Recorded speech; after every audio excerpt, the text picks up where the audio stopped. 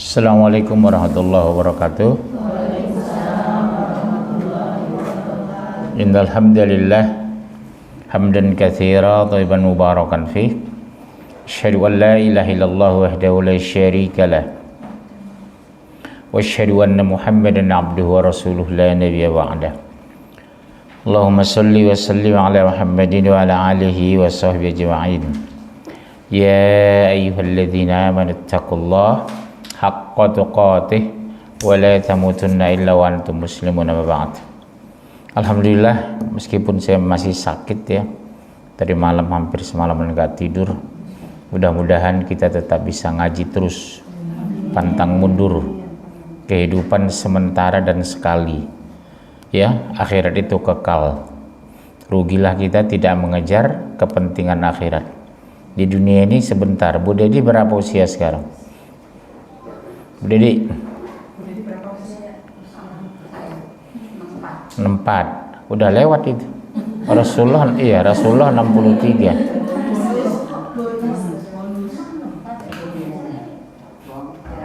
Iya, Rasulullah itu kan 63 kan? Abu Bakar 63, Umar 63, Imam Bukhari 54, UJ 40. Iya, jadi kalau sudah menjelang 60 usia kita udah waspadai lampu merah. Ada yang kelebihan sudah setahun, kita syukuri. Bentuk syukur itu yang mengkaji firman-Nya, mempelajarinya, mengamalkannya, mengajarkannya. Minimal kepada anak cucu. Sampai di rumah ajarkan lagi Bu, kepada anak cucu, kepada suami. Karena suami malas ngaji. Di kantor dia tidur, di komplek nggak datang. Harus diajarkan. Contohnya kita kajian malam Ahad, kan suami istri. Orang komplek kita cuma 3 orang yang datang itu.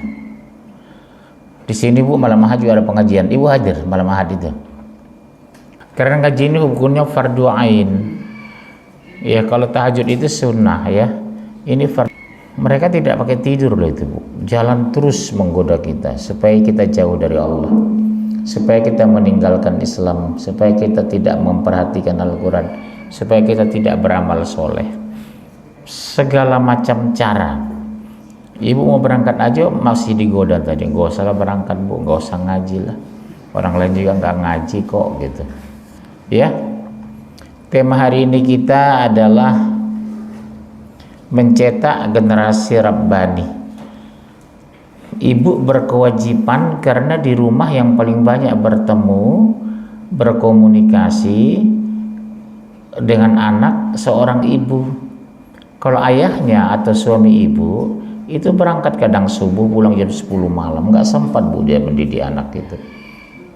Ya, walaupun memang kewajiban sebenarnya. Tapi karena kondisional dia harus cari makan, bekerja, kadang jam 5 sudah berangkat dari rumah, jam 10 malam baru pulang. Kasihan, mesake. Otomatis tugas itu ibu ambil alih sebagai ibu, mendidik anak di rumah, menyuruh sholat ke masjid, mengajak membaca Quran, bukan menyuruh membaca Quran, tapi mengajak. Ibu terlibat di dalamnya. Mari nak membaca Quran, mari nak sholat. Apalagi anak ibu kalau belum balik bisa berjamaah dengan ibu laki-laki perempuan. Kalau dah balik laki-laki harus disuruh ke masjid, perempuan berjamaah dengan ibu gantian. Kadang anaknya jadi imam kalau sudah balik ya. Ibu-ibu sekalian, karena di padang mahsyar itu tidak ada yang bisa menolong kita Bu. Ngeri loh. Di kubur itu tidak ada yang bisa menolong kita. Sakaratul maut itu tidak ada yang bisa nolong kita, walaupun suami, anak, istri di sebelah. Ibu sakaratul maut betul dampingi suami. Ada anak, ada cucu. Mereka nggak bisa berbuat banyak. Yang ada amanu wa amilus soleh. Ibu bersyahadat menjelang meninggal itu akan terbiasa nanti.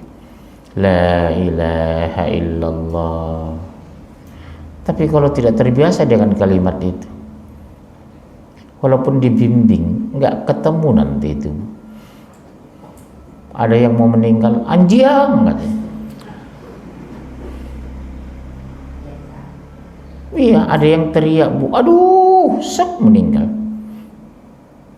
Begitulah, karena tidak terbiasa dekat dengan Allah, tidak terbiasa kalimat thayyib itu la ilaha illallah, Allahu akbar, tidak terbiasa waktu hidupnya. Kalau kita terbiasa menyebut itu, di otak kita banyakkan kalimat itu, otomatis Bu. Sama dengan Ibu kalau kaget, agak terjatuh, mau terpelosok di lubang di jalan, astagfirullah, masya Allah, spontanitas itu nanti. Tapi kalau tidak terbiasa mengucapkan kalimat itu, kalimat yang keluar lain, buset dah gitu. Iya Bu, coba rasakan Ibu. Kalau kaget dengar itu, astagfirullah, mendengar berita itu, masya Allah, subhanallah, karena terbiasa dengan kalimat itu, dan kumpulan kalimat itu udah numpuk di otak. Itulah direspon lewat mulut, keluarlah kalimat yang seperti itu, masya Allah, subhanallah, alhamdulillah gitu ya, insya Allah. Generasi Rabbani adalah pemuda yang selalu berpegang teguh pada Quran, menjadikan Al-Quran sebagai pedoman hidupnya, membaca, menghafal dan memahami isinya, serta mengamalkannya dalam aspek kehidupan dan kelakuan sehari-hari. Untuk mewujudkan tujuan itu perlu metode, perlu cara. Cara itu harus dua kasih seorang ibunya, karena ibunya terdekat kepada kehidupan anak kandungnya. Seperti Ibu lah, ada punya anak laki-laki, kewajiban Bu, nak, kamu harus dekat dengan Allah, harus mengenal Al-Quran, mencintai Al-Quran, karena kamu nanti padang mahsyar bertanggung jawab terhadap anak dan istrimu.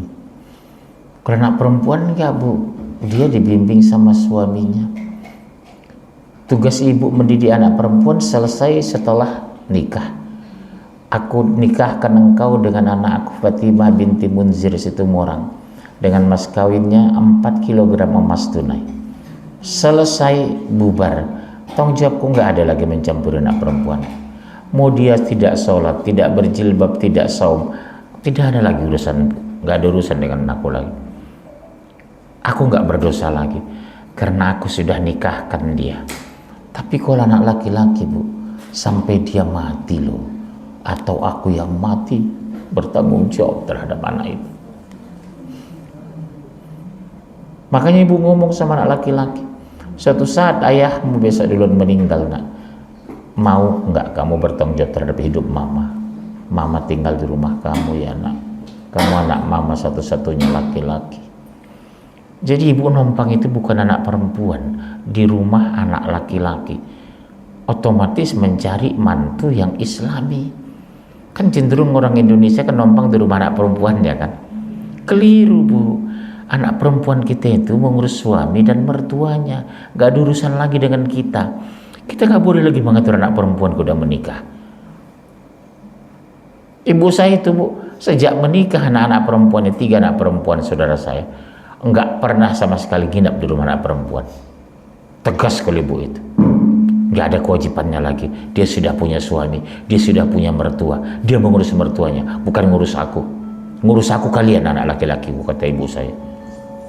Ya, ya Bunda, ngomong dari awal sama anak, kalau kamu menikah nak, izinkan mamanya tinggal sama kamu nak. Kok begitu mak? Kamu anak laki-laki mama, kamu bertanggung jawab. Apalagi ayah sudah meninggal. Siapa itu? Hah? Hah? Halo, bilang ada acara, bilang. Iya? Jadi untuk mewujudkan tujuan itu diperlukan metode satu. Ajari mereka untuk bertauhid, mengenal Allah, mencintai Allah, mematuhi Allah. Poin pertama, ajari mereka untuk bertauhid. Tanggung jawab kita orang tuanya. 1 surat 2 133, surah 31 ayat 13. Supaya mereka mencintai Allah dan meyakini Allah. Surah 2 133 Al-Baqarah, kemudian surah 31 ayat 13. Ya. Surat 2 ya Bu, Al-Baqarah 133. Ya. Adakah kamu hadir ketika Yakub kedatangan tanda-tanda maut, ketika ia berkata kepada anak-anaknya, apa yang kamu sembah sepeninggalanku? Mereka menjawab, kami akan menyembah Tuhanmu dan Tuhan nenek moyangmu Ibrahim, Ismail dan Ishak, yaitu Tuhan yang Maha Esa, dan kami hanya tunduk dan patuh kepadanya. Coba lihat Bu, kalau ibu mau meninggal itu pertanyaan ibu nanti. Nak, apa kamu masih menyembah Allah nak setelah mama meninggal? Bonggo ngomong sama anak kalau ibu mau meninggal masih lama. Mesti kau tahu. Masih sholat enggak kamu nak? Sholat ya nak, doakan mama ya nak. Kamu anak mama satu-satunya nak. Kalau enggak kamu doakan, doa siapa lagi mama tunggu. Semua sekarang saudara kita seperti saya kan, ibu saya, ayah saya menunggu doa kita Bu, anaknya. Setiap hari mereka dikubur nunggu doa kita. Seandainya anaknya 7, satu pun enggak ada yang beriman, bukan anak soleh. Kasihan mereka Bu. Ya, menunggu doa kita mereka itu. Allahumma ighfirli wa liwalidayya, Allahumma ighfirli wa liwalidayya warhamhuma kama rabbayani shaghira. Ampuni kedua ibu bapakku ya Allah, mereka sudah berjasa membesarkan aku dulu. Masya Allah, puluhan tahun mereka hidup susah Bu, asal bisa sekolah kita dulu. Puluhan tahun mereka tidak bisa beli mukena, asal kita bisa sekolah. Ya, doakan supaya jadi anak yang soleh. Harus dididik waktu hidup. Kita maksudnya waktu hidup mendidik dia dengan kelembutan, dengan kasih sayang, dengan ketulusan, bukan bentakan. Tidak dianjurkan bentak-bentak anak itu tidak menyelesaikan masalah. Nak, kamu sholat ya nak, sepeninggal mama nanti kamu jangan pernah berhenti tidak sholat. Apalagi maaf ibu yang tidak punya anak laki-laki, anak perempuan satu lagi, nggak beriman lagi, naudzubillah. Ya bunda ya, pastikan dulu, doakan mama ya nak, suatu saat mama meninggal ya. Kemudian surat 31 ayat 13.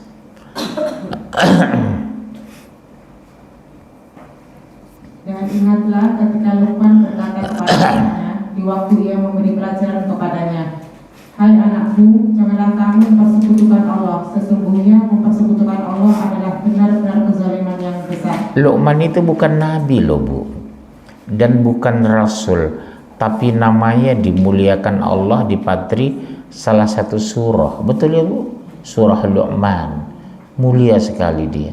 Dia bukan rasul Luqman itu. Bayangkan nama kita dimasukkan Allah dalam Al-Quran salah satu surah karena ketaatannya. Ya bunayya la tusyrik billah inna syirka la zulmun azim. Hai anakku, jangan mempersekutukan Allah, karena mempersekutukan Allah kezuliman yang besar. Jadi kalau ibu mau meninggal, sholat yang ditanya, bukan rumah kontrakan. Kalau kita umumnya manusia kan begitu, nak, kalau mama meninggal kamu yang ngurus rumah kontrakan, rumah kos-kosan kita yang di sana. Bukan ditanya sholatnya. Yang ditanya sholatnya Bu, masih sholat nggak anak kalau mama nanti meninggal? Makanya cari mantu itu Bu, seleksi benar Bu. Anak ibu soleh, anak ibu taat, tapi dapat istri yang tidak soleha, hancur Bu laki-laki itu. Setahun, 2 tahun, 3 tahun bertahan kesolehannya walaupun punya istri yang nggak benar, tapi tahun keempat, contoh jalan-jalan keluar kota, nggak ada pengingat jam sholat itu karena istri nggak sholat. Tapi kalau istrinya taat, mas, masya Allah, 5 menit lagi zuhur mas. Ya, seleksi benar Bu cari mantu itu. Jadi jangan biarkan anak sendiri memilih, suruh datang ke rumah. ngomong baik-baik sama calon mantu. Kamu masih sholat nak? Enggak bu, orang tua saya enggak sholat. Udah begitu pulang dia nanti ngomong sama anak ibu, demi Allah ya nak, mama tidak ridho, tidak ikhlas kamu nikah dengan dia ya nak. Ternyata dia enggak sholat itu nak. Mama kok tahu? Mama tanya tadi waktu kamu keluar, waktu di kamar. Ternyata enggak sholat nak, calon istri kamu itu. Udah ya nak, putuskan ya nak, atau mama carikan teman mama satu pengajian. Enak sebenarnya kita besanan di sini. Anak ibu laki-laki, anak ibu perempuan, jodohkan seperti Rasulullah kan. Sahabatnya jadi apa? Jadi mertua. Abu Bakar, Umar itu kan sahabatnya itu bu. Anak Rasulullah siapa? Istri Rasulullah. Khadijah, anak siapa itu? Anak Abu Bakar loh itu. Sebelumnya sahabat itu Abu Bakar, bukan mertuanya. Sahabat jadi apa? Jadi mantu. Siapa itu? Utsman dan Ali. Jadi ambil besan orang terdekat dengan kita, teman pengajian kita, yang agamanya selevel dengan kita, yang sama-sama hijab syar'i, yang sama-sama pengajian Quran, yang sama-sama rajin ke masjid.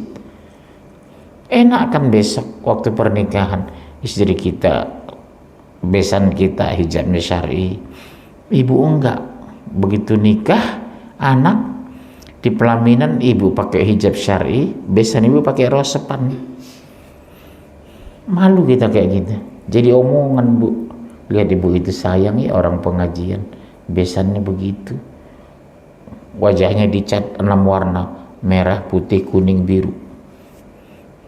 Kan ada kadang begitu ya, besanan itu yang satu berhijab, yang satu enggak, di pelaminan itu. Ya Allah. Tapi kalau ibu punya besan yang selevel, teman satu pengajian, jalan itu enak bu. Pemahaman agama sama-sama rajin ngaji, sama-sama dekat dengan Allah, sama-sama dekat dengan Quran. Ya, bisa. Insya ya bunda ya, yang mau mantu, kalau ibu anak masih kecil-kecil. Kedua, ajari keluarga untuk melaksanakan sholat, karena sholat itu satu tiang agama. Kedua, membedakan kita dengan orang kafir. Yang ketiga, ibadahnya khusus, waktunya pasti, rokaatnya jelas. Itulah sholat. Kalau perjalanan ke luar negeri, semua agama punya bu. Islam ke Mekah, Madinah, Hindu ke Sungai Gangga, ya, Kristen ke Vatikan, Katolik ke Roma,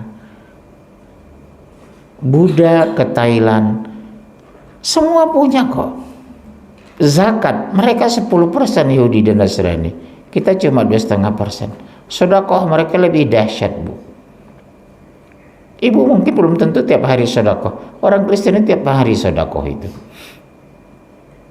transfer ke pendetanya. Ibu pernah nggak transfer uang sama saya?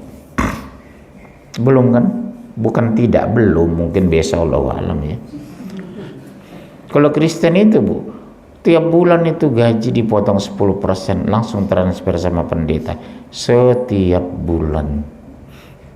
Makanya pendeta itu nggak ada yang miskin, semua punya mobil, ke gereja pakai jas. Kalau ustadz paling pakai batik, karena nggak sanggup beli jas, paling jas hujan, ya. Nah, surah berapa tadi? 2:43 udah baca? Ayo, baca. Surah 2 ayat 43. Iya. 4. Baca aja dulu yang ada, baca. Surat 2:43. Dan dirikanlah sholat, tunaikanlah zakat, dan rukuklah beserta orang-orang yang merukuk. Coba lihat bu, aqimis sholat wa atuz zakah wa raka'u ma'arrokiain. Dirikan sholat, berikan zakat. Digandeng bu zakat dengan sholat. 2:43. Ada orang rajin sholat nggak berzakat. Tahajud iya, duha iya, Senin Kamis iya, tapi nggak mau ngeluarin zakat. Ada orang rajin ke masjid tapi pelit. Kadang mau menyangkut uang sudah mikir 16 kali orang. Tahajud di Ubernya bu, jam 2 bangun tiap malam. Duha di Uber nggak pernah tinggal. Senin Kamis nggak pernah lupa. Tapi giliran zakat, sedekah, tunggu dulu karena sudah menyangkut uang. Banyak kalau orang sholat itu yang pelit itu, banyak. Kalau udah bicara uang mundur satu-satu. Kalau suruh tahajud, 200 orang hadir di masjid. Lihat tarawih itu bu, apa kurang capek kerja dia? Tiap malam tarawih 11 atau yang 23 rakaat, nggak tinggal bu dia tarawih, sunnah padahal. Tapi sudah bicara, Pak, ini toilet kita rusak, butuh dana 43 juta, pulang satu-satu orang. Berat sekali sedekah itu. Setan itu di sini tuh udah bicara uang. Gak usah dibantulah, gak usah. Makanya masjid banyak terbengkalai, gereja nggak ada terbengkalai. Saya ke Pantura sana belum saya pernah saya pergi ke ada gereja terbengkalai 2-3 tahun. Tapi kalau masjid dia pernah lihat gereja terbengkalai bu? Di pinggir jalan 3 tahun nggak selesai, nggak ada. Karena sedekah mereka luar biasa infak untuk gereja. Tiap bulan dipotong gaji 10%. Ibu-ibu juga gitu, kerja langsung store tanpa diminta itu bu, store 10% ke gereja. Subhanallah. Ya. Kedua surat 17 ayat 78. 17:78. Dirikanlah sholat dari sesudah matahari tergelincir sampai gelap malam, dan dirikanlah pula sholat subuh. Sesungguhnya sholat subuh itu disaksikan oleh malaikat. Kenapa sampai khusus Allah katakan sholat subuh saksikan malaikat? Karena mungkin sholat orang Islam yang paling banyak tinggal apa bu? Subuh. Sholat yang paling berat apa itu bu? Subuh. Ada 2 sholat paling berat orang, subuh dengan isya. Isya kelelahan, subuh kesiangan. Kalau zuhur biasalah, asar biasa, maghrib biasa. Tapi kalau subuh, ya berat memang. Sholat isya berat. Kenapa berat? Kecapean pulang kerja, tertidur ya sampai pagi. Makanya ibu kalau punya suami sih tegur. Ketiduran suami wajar, capek ya di kantor. Belum sholat isya tertidur dia di sofa. Ibu tidur jam 10, astagfirullah. Belum sholat isya ya. Bangun di pelan-pelan. Mas bangun mas, belum isya loh mas. Sholat dulu nanti baru tidur, pindah ya mas. Pindah ke rumah tetangga nggak apa-apa. Iya bu. Maklum suami ibu kecapean ya di kantor. Mungkin dia diomelin sama atasannya. Ya bu, kalau ketiduran suami di rumah bangun nih, sholat dulu mas, baru tidur mas. Takutnya sampai subuh kebablasan gak isya. Yang paling sering kena itu bu, kebablasan itu isya dengan subuh. Isya karena kelelahan, subuh karena kesiangan. Udah jam 9 udah malas dia sholat. Padahal kalau yang betul-betul kesiangan, ya bu, jam 10 juga bangun kita pagi, jam 10 siang boleh sholat subuh. Astagfirullah, terbangun pulang dari Garut jam 3 dia tidur, jam 10 baru terbangun ibu dengan suami. Sholat aja subuh biasa, jangan tergesa-gesa. Biasa aja jamaah di rumah jam 10 itu. Tetangga bilang, duha nih katanya, terserah gue bilang. Iya karena jam 10 kan. Habis itu baru sholat duha 2 rakaat. Masya Allah. Ketiga, surat 4 ayat 103. 4:103.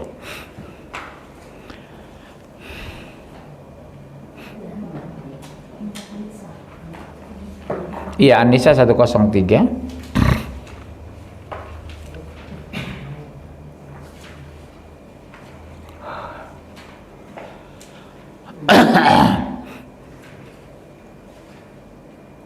Maka apabila kamu telah menyelesaikan sholatmu, ingatlah Allah di waktu berdiri, di waktu duduk, dan di waktu berbaring. Kemudian apabila kamu telah merasa aman, maka dirikanlah sholat itu sebagaimana biasa. Sesungguhnya sholat itu adalah kewajiban yang ditentukan waktunya atas orang-orang yang beriman. Jadi kalau nggak sholat nggak beriman, tidak memang. Membedakan kita dengan orang kafir, sholat kok. Sedekah mereka punya, kita punya. Zakat mereka punya, kita punya. Perjalanan ke luar negeri mereka punya, kita punya. Nutup aurat. Katolik di Vatikan itu, Bu, perempuan itu aurat, Bu. Biarawati kan nutup aurat mereka kan. Sama kok. Terus apa yang membedakan? Sholat itu. Itulah pertanda kita muslim itu. Sesibuk-sibuk di kantor, maaf ya Pak, saya sholat dulu. Ingatkan anak ibu, nak, sesibuk kamu di kampus, waktu azan, nak, tinggalkan kelas. Saya masih ingat waktu kuliah dulu, dosen saya kan banyak Kristen jelek. Hayya 'alas shalah, zuhur masuk, suara azan dari masjid kampus. Saya permisi Pak. Mau kemana kau? Katanya. Mau sholat Pak, saya bilang. Pergi saya. Alhamdulillah kawan-kawan yang Islam mengikut satu-satu. Misi Pak kemana? Mau sholat Pak. Akhirnya tinggal berapa orang di kelas itu, karena berapa orang cuma Kristen kan. Akhirnya setiap jam dia bilang, udah selalulah baru kita mulai kuliah kan. Harus ada yang berani, harus ada yang memulai. Sebenarnya saya nggak keluar, mama bicara, nggak ada yang berani keluar. Misi Pak kemana? Mau sholat saya. Yang lain juga begitu, akhirnya ngikut. Spesi Pak, saya masuk kosong ruangan. Akhirnya sholat dulu semua, baru kuliah dimulai. Ngomong sama anak ibu di kampus, jangan santai anak, waktu zuhur itu permisi aja sama dosen. Kamu sholat nak. Karena nanti sampai menjelang asar baru selesai 3 SKS. Habis waktu sudah.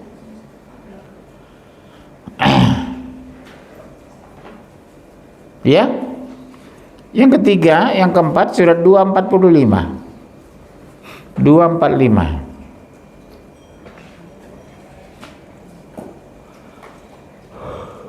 Dan mintalah pertolongan kepada Allah dengan sabar dan mengerjakan sholat. Dan sesungguhnya yang demikian itu sungguh berat kecuali bagi orang-orang yang khusyuk. Meminta pertolongan apa, Bu? Sabar dan sholat, sholat dan sabar. Berat kata Allah, kecuali orang yang khusyuk, orang betul-betul yang beriman. Jadi Bu, kalau dapat masalah jangan ke dukun ya Bu, syirik. Jangan ke paranormal. Siapa terkenal paranormal di Indonesia Bu? Di Jakarta siapa Bu? Dulu siapa, ingat gak ya Bu? Tengah malam berdoa menangis, Rob berikan jalan keluar ke masalah hamba ya Allah, tolong hamba ya Allah, bantu hamba ya Allah, mudahkan rezeki hamba. Terlebih-lebih ibu berdoa apa Bu? Pakai air mata. Bagaimana ya Rasulullah kalau nggak bisa menangis? Paksa menangis kata Rasulullah. Paksa menangis kata Rasulullah. Allah paling ridho melihat tangisan seorang muslim muslimah di sujud terakhir itu. Tolong hamba ya Allah, mudahkan rezeki hamba, lindungi keluarga hamba ya Allah, pelihara anak dan keturunan hamba. Apalagi generasi muda sekarang Bu, di luar sana ujian itu, terutama apa Bu? Hati-hati anak laki-laki berzina itu Bu. Udah biasa sekarang berzina ternyata. Saya tanya, ya mama bicara termasuk komplek itu ini, saya tanya anak-anak muda itu, udah punya pacar Mas? Udah pernah di rumah dipuji orang tuanya Bu, imam setiap sholat, baca Quran setiap habis maghrib dan subuh, ternyata hanya basa-basi kok, di luar berzina. Dia sendiri yang cerita, anaknya. Di mana? Di hotel Pak. Astagfirullahaladzim. Kadang yang paling sering Bu, 80% yang saya survei itu yang berzina itu bapak ibunya bekerja di rumah. Yang ketiga, memberikan ancaman agar mereka tidak bermaksiat. Diancam anak itu, jangan coba-coba kamu yang aneh-aneh ya nak di luar sana. Mama tidak akan berikan uang kuliah, uang jajan segala macam sama kamu. Memberikan ancaman agar mereka tidak bermaksiat. Alhamdulillah. Surat 17 32 443. 17:32 surat 4:43.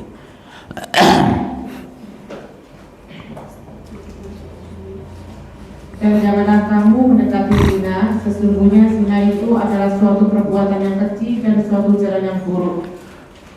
Apa zina itu? Perbuatan keji. Kenapa sampai Allah perbuatan keji? Karena diharamkan zina tapi dihalalkan pernikahan. Allah haramkan ribawi tapi Allah halalkan jual beli. Allah haramkan sodomi tapi Allah halalkan suami istri.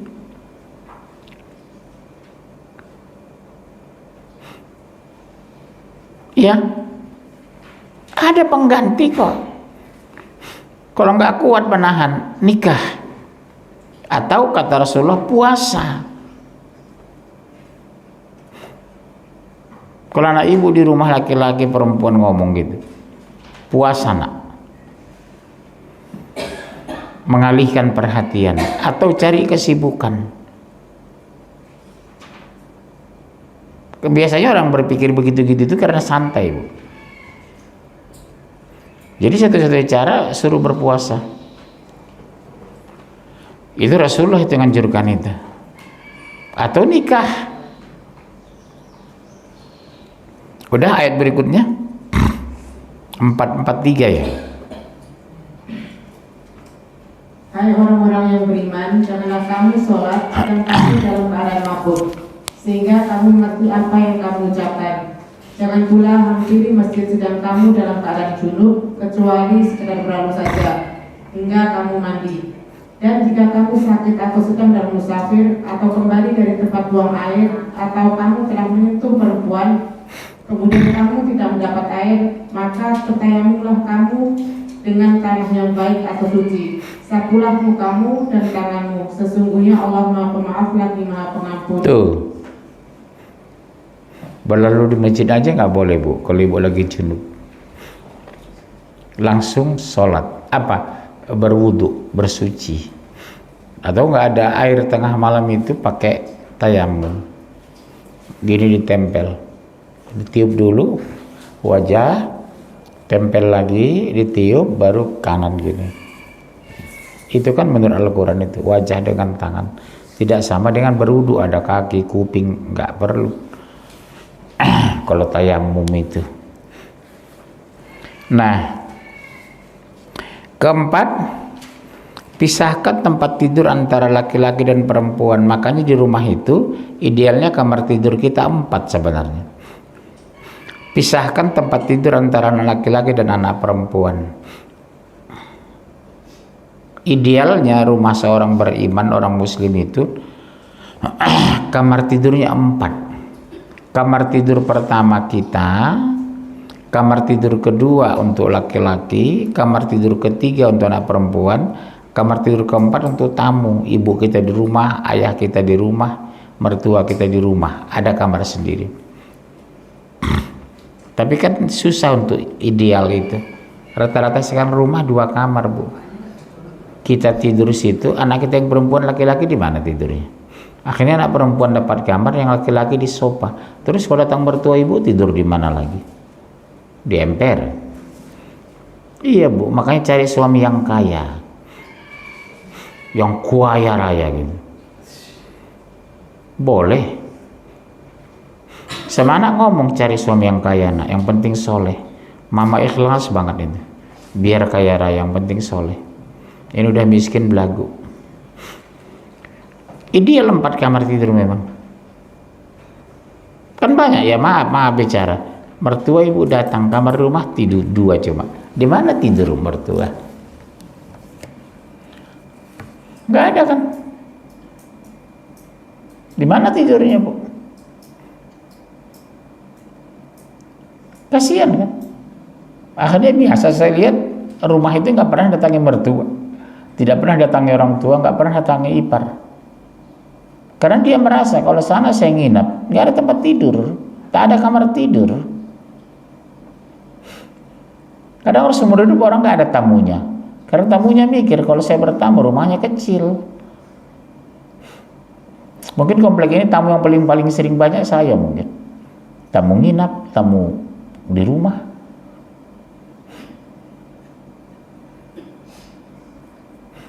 Iya Bu. Mau tak mau di rumah minimal kamar 4 supaya tamu itu terhormat. Terutama orang tua kandung kita. Kamar sendiri, makanan bergizi, mau kemana-mana kita punya mobil. Itu idealnya seperti itu. Tapi karena udah takdir mau bilang apa? Terimalah.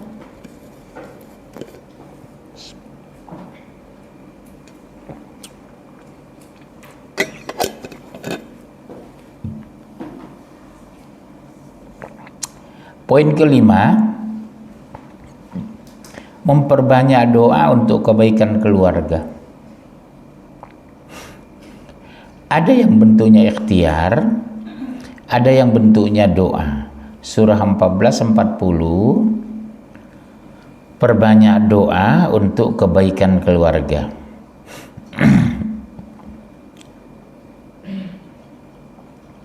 Surah 14:40, 2574. Kemana yang lainnya? Kemarin 42 orang, ini cuma berapa? Ibu, teman ibu nggak ada jalan lagi. Yang duta nggak ada ya? Banyak-banyak orang sakit. 14:40, 2574. Ya Tuhanku, jadikanlah aku dan anak cucuku orang-orang yang tetap mendirikan sholat. Ya Tuhan kami, perkenankanlah doaku. Tetap sholat. Doanya itu tetap sholat. Jangan waktu miskin rajin ibadah, sudah kaya selamat tinggal sholat. Karena dia ke puncak, ke luar negeri, ke Jerman, ke Perancis, ke Jepang, udah lupa sholat. Biasanya orang tadi itu miskin-miskin. Begitu udah kaya udah lupa. Gue sakit nelpon dokter, gue punya dokter pribadi. Gue stres jalan-jalan ke Jerman, gue pusing jalan-jalan ke Jepang, udah sombong dengan uang itu. Tapi kalau dia miskin, begitu stres sedikit sholat dia. Datang diberikan ketenangan jiwa. Ada masalah dia sholat, minta petunjuk dari Allah. Udah kaya udah lupa dia. Pusing gue ke Jerman kok gampang, tinggal pesan tiket. Seminggu di Jerman, 2 minggu di Perancis, 4 minggu di Jepang. Kalau ibu paling ke Tegal, jalan-jalan kemana Bu? Brebes. Uangnya sampai di situ soalnya. Kemudian tadi surat berapa itu? Ya? Dan orang-orang yang berkata, ya Tuhan kami, anugerahkanlah kepada kami istri-istri kami dan keturunan kami sebagai penyenang hati kami. Dan jadikanlah kami imam bagi orang-orang yang bertakwa. Berarti doa seorang laki-laki tuh, karena istri-istri kami. Berarti lebih dari satu ya Bu? Ya lebih dari satu, opat atau.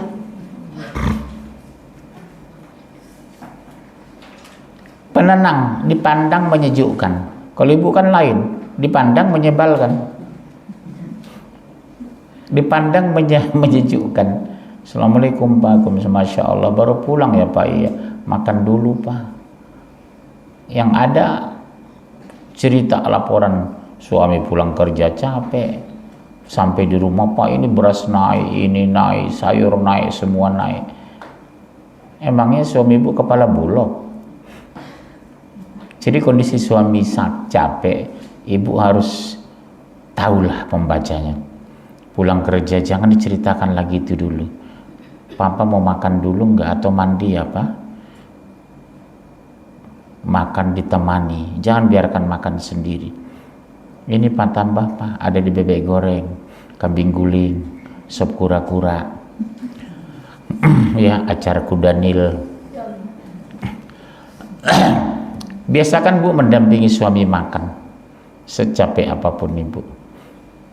Itulah kehebatan ibu saya dulu, sampai meninggal nggak pernah ayah saya makan sendiri. Jam berapapun pulang, ibu masak, dampingi jam 12 malam, jam 12 malam sampai ngantuk-ngantuk gitu. Tetap di meja makan sama ayah itu. Saya masih ingat itu. Ya bun, dampingi duduk di situ. Panam bapak ini enak apa? Genjer. Tumis genjer.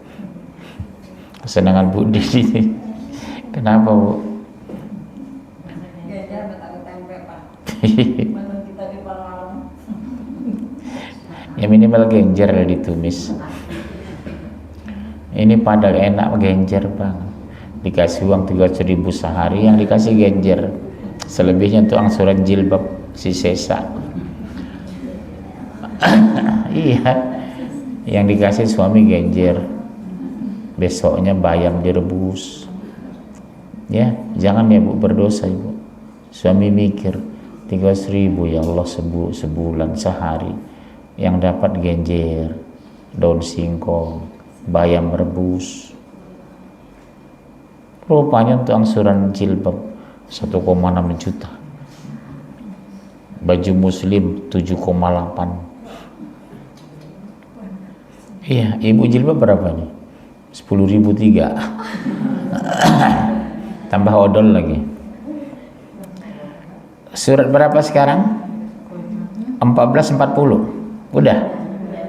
2574. Poin terakhir, memberi makan dari yang halal. Surat 2168, surat 5 ayat 88. Surat 2168, surat 588. Ya Allah, nggak terasa jam 10 lewat. Hai sekalian manusia, makanlah yang halal lebih baik dari apa yang terdapat di bumi, dan janganlah kamu mengikuti langkah-langkah setan, karena sesungguhnya setan itu adalah musuh yang nyata bagimu. Makanya Ibu kalau ke Jakarta di restoran ramai, jangan langsung masuk.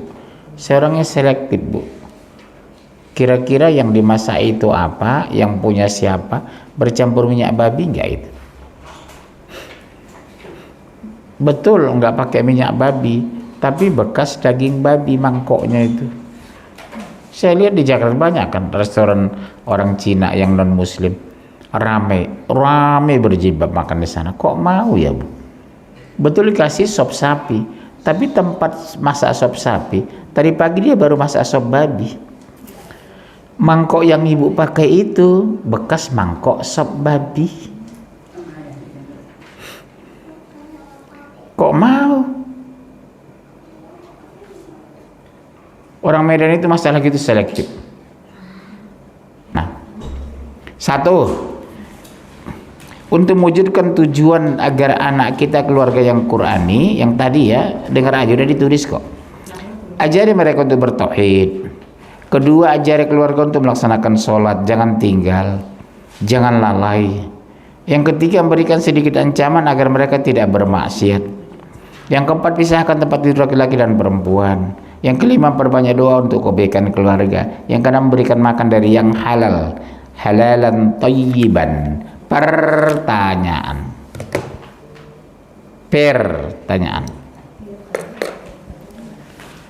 Ayo.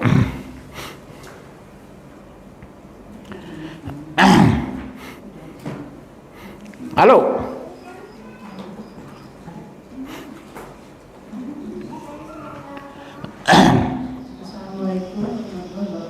Waalaikumsalam. Maksud saya mau tanya, kan ada ponakan saya tuh ada di Australia. Nah itu kan mesti makan sehari-harinya kan misalnya dia makan daging, berarti kan Iya. maksud apa di restoran misalnya gitu, misalnya dia makan di restoran Islam gitu. Tapi kan di sana itu apa ada sapinya itu motongnya itu cembinya kan kalau saya lihat di TV kan pakai alat gitu. Iya. Terus itu gimana hal apa? Itu makanya saya bilang, kalaupun harus keluar kuliah ke luar negeri, ke Jerman lah. Di Jerman itu banyak orang Muslim. Ya tapi tidak ada restorannya di mana. Pastikan dulu, jangan sepelekan masalah makanan itu. Disembelih kan pakai mesin kan? jalan gini kan. Mama bicara kadang belum putus urat itu, kan hukumnya harus putus itu, urat yang satu itu. Bahkan kita nyembelih ayam atau bebek kalau nggak putus, walaupun dia mati, nggak boleh kita makan, haram sebenarnya. Satu urat itu harus putus. Ya walaupun nyembelih orang muslim. Ini sana nggak pakai alat, dia pakai mesin kan. Karena dalam bentuk massal kan. Itulah dibeli mereka, itulah dimakan, betul sop sapi. Tapi cara penyembelihannya gitu loh, agak berat memang. Makanya anak saya walaupun di luar negeri tapi di Turki kan Islami kan. Anak saya di Turki, di Istanbul itu. Tapi sana kan Islami, 99% Muslim orang Turki itu. Lebih taat-taat mereka dari kita malah. Ya kalau saya sarankan begitulah, untuk apa mendahulukan prestasi membelakangi agama. Ke luar negeri boleh, ke Turki, kemudian ke Afghanistan, ke Saudi, banyak kok kampus sekarang bagus-bagus luar negeri yang Islami. Itulah saran saya. Waalaikumsalam warahmatullahi wabarakatuh. Ini mengenai sholat. Untuk saya anak yang nomor 5 itu perempuan. Umurnya 24. iya, anak ibu nomor 5 itu 24. Anak tertuanya berapa?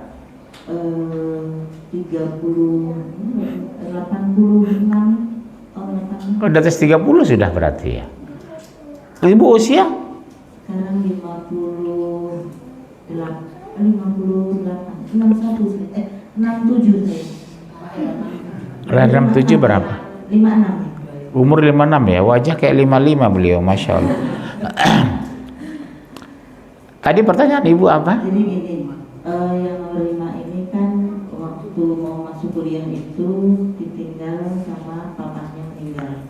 Iya. Jadi di situ dia angan-angan bahwa dia kuliah itu ingin didampingin ada orang tua Iya. Namun dengan pemikiran dia tidak sesuai dengan pemikiran dia. Jadi kalau kita ingatkan untuk sholat 5 waktu itu, alasannya apa? Saya nggak terlalu kok Allah nggak sayang sama saya gitu. Karena angan-angan dia makanya cepat diambil gitu. Terima kasih. Kasih penjelasan, sayang itu tidak bisa kita terjemahkan menurut versi kita. Artinya pasti kuat menerima itu. Tidak akan diturunkan Allah ujian, cobaan kecuali orang kuat. Yang kedua pasti ada hikmahnya, nak. Membangun kemandirian. Seperti saya kan anak yatim saya dulu. Tapi sekarang baru saya sadar, oh iya ya, keuntungan saya dapatkan terbangun kemandirian, bukan ketergantungan. Jadi jangan menilai kita berdasarkan nafsu kita, tapi berdasarkan realita, menguntungkan sebenarnya, karena pasti yang terbaik dari Allah. Saya juga anak yatim kok dulu, bisa kuliah, bisa sarjana, dengan segala, ya jalan kaki lah ke kampus, hujan basah, panas kepanasan, malu kadang saya kuliah itu, Bu. Kenapa malu? Kondisi baju basah di ruang kuliah ini. Terus saya pikir-pikir, inilah realita yang harus saya hadapi. Saya ini anak yatim, harus tahu diri. Ibu saya janda gitu ya. Yakinkan sama dia, pasti yang terbaik itu untuk kamu, pasti yang terbaik. Positive thinking terhadap Allah itu lebih bagus. Belum tentu ayah ada seperti yang kamu inginkan, belum tentu. Yang terbaik, ya insya, yakinkan dia, tidak ada takdir yang buruk, semua kebaikan didatangkan, asal kita bersangka baik. Positive thinking kalau bahasa Inggrisnya. Oke, ada lagi?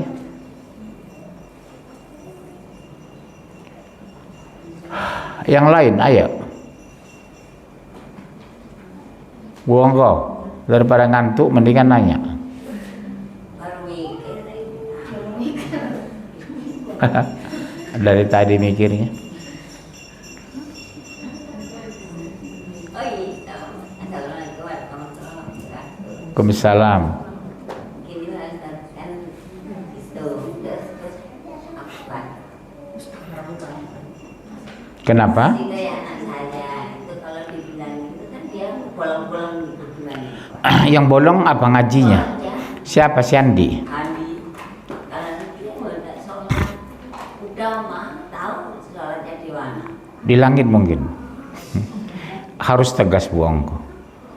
Kamu kalau nggak sholat nak, resikonya ayah kamu di kuburan. Disiksa ayah di kuburan. Kamu tega lihat ayah disiksa begitu nak? Susah payah dulu membesarkan kamu. Ancam Bu. Sholat itu main-main soalnya. Ibu tahu nggak ninggalkan satu sholat itu? Dosanya sebesar gunung Uhud. Bukan nanggung dosanya Bu, segede gunung Uhud. Gunung Uhud itu berapa kilometer panjangnya? Bentangan gunung Uhud itu. Makanya saya bilang, sholat tolong jangan main-main. Kalau puasa tinggal bisa diqodho nggak? Bisa. Sholat bisa diqodho. Mana ada sholat diqodho?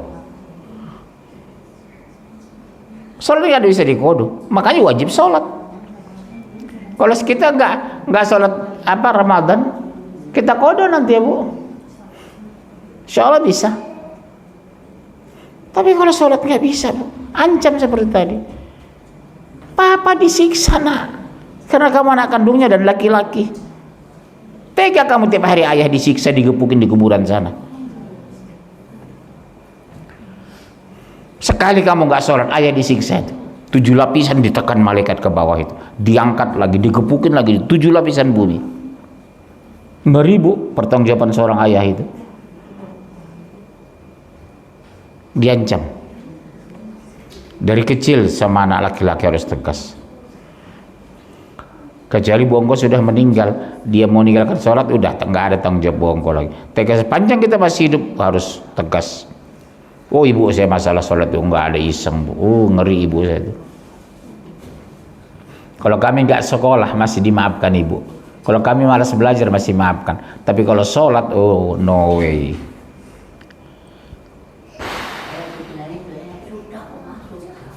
Iya, di mana gitu ya? Iya itu kadang sering anak-anak bohong kayak gitu yang Bu. Ya di mana sholatnya bilang?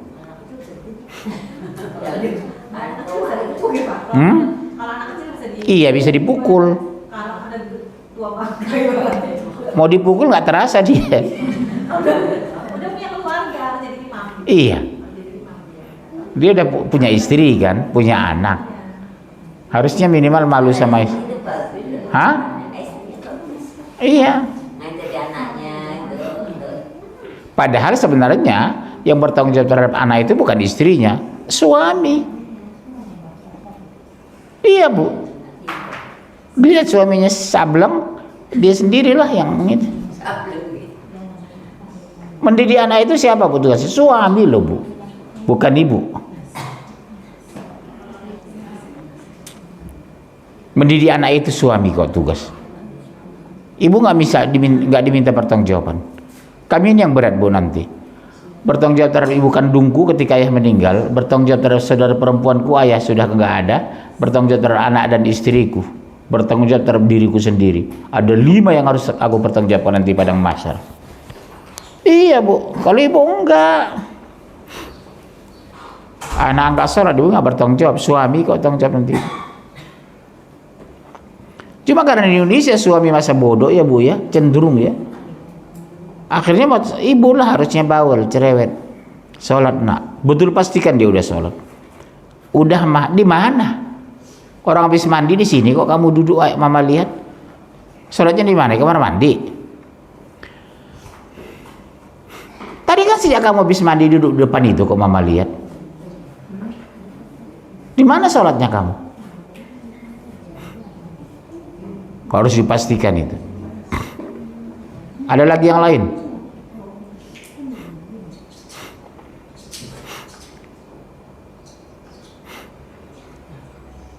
Udah. Bu ini, Bu Tami.